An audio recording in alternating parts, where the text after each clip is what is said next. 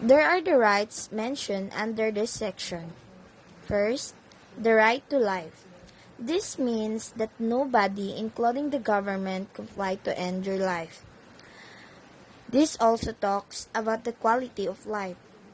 Second, the right to liberty or the right to be free. Third, the right to property. This means that you have the right to own anything without any threat being faced.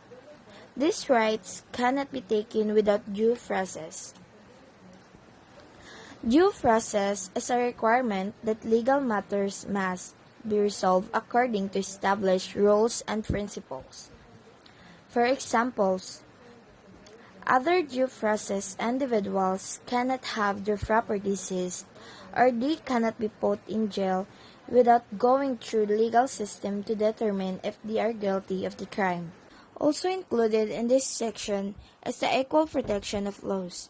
This means that the government must treat similarly situated individuals in the same matter. Section 2. The right against unreasonable searches and seizure. The right of the people to be secure in their person, houses, papers, and effects against unreasonable searches and seizures of whatever nature and for any purpose shall be inviolable, and no search warrant or warrant of arrest shall issue except upon probable cause to be determined personally by the judge after examination under oath or affirmation of the complainant and the witnesses he may produce, and particularly describing the place to be searched and the person or things to be seized.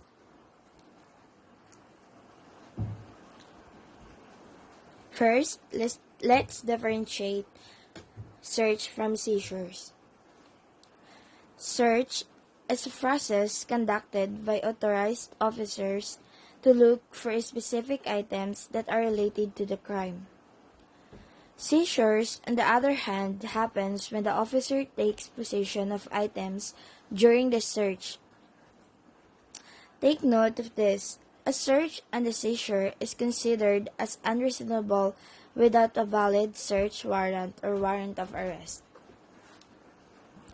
Warrant of arrest is an official document signed by the judge which authorizes police officers to arrest the person or people named in the document. Search warrant is an official document signed by the judge which authorizes police officer to search a particular location and seize specific items. Another important term to remember is the warrantless arrest. There are times that the police officer does not need a warrant of arrest. This is what we call the warrantless arrest, or an arrest without a warrant.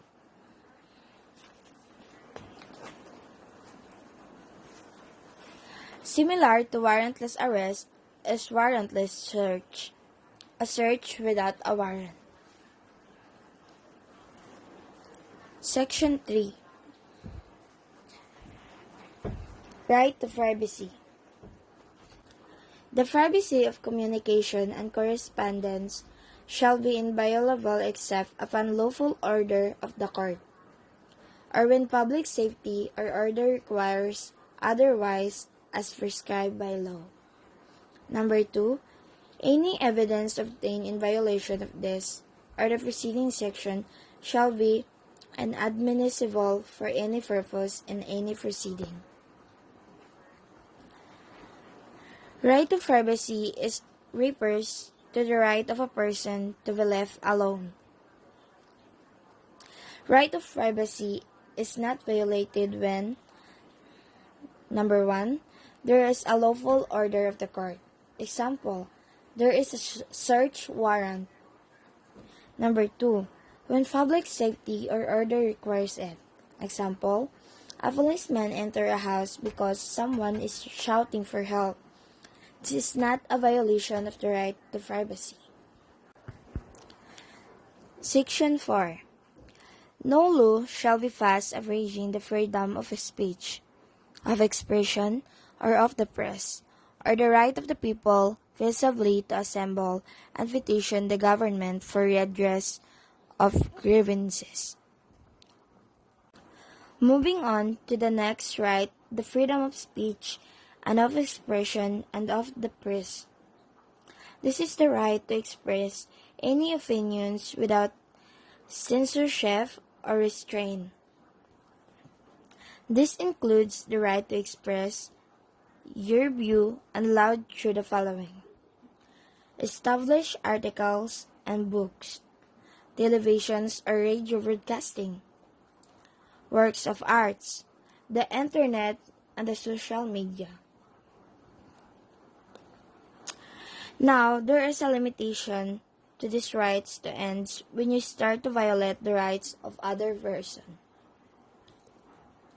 Example: defamation. Defamation, saying or writing something about another person that hurts their reputation. There are two kinds of defamation: libel and slander. If the statement is made in writing and published, the defamation is called libel. If the hurtful statement is spoken, the defamation is slander. You can be sued if you commit any one of these. Section 5. No law shall be made respecting an establishment of religion or prohibiting the free exercise thereof. The free exercise and enjoyment of religious profession and worship, without discrimination of preference, shall forever be allowed. No religious test shall be required for the exercise of civil or political rights. Freedom of religion. It is a right of an individual to worship God without interference from any person or power. There are two aspects of freedom of religion. Number 1, the freedom to believe in any religion. Number 2, the freedom to act in accordance with such belief. This is not absolute right. This is subject to rules and laws of the same. For example, no one can appear nude in public in the name of religion. The Bill of Rights also included the prohibition of religious test. Religion test is one that requiring someone to have religious belief. Therefore, the performance of the acts, this is considered as violation of freedom of religion.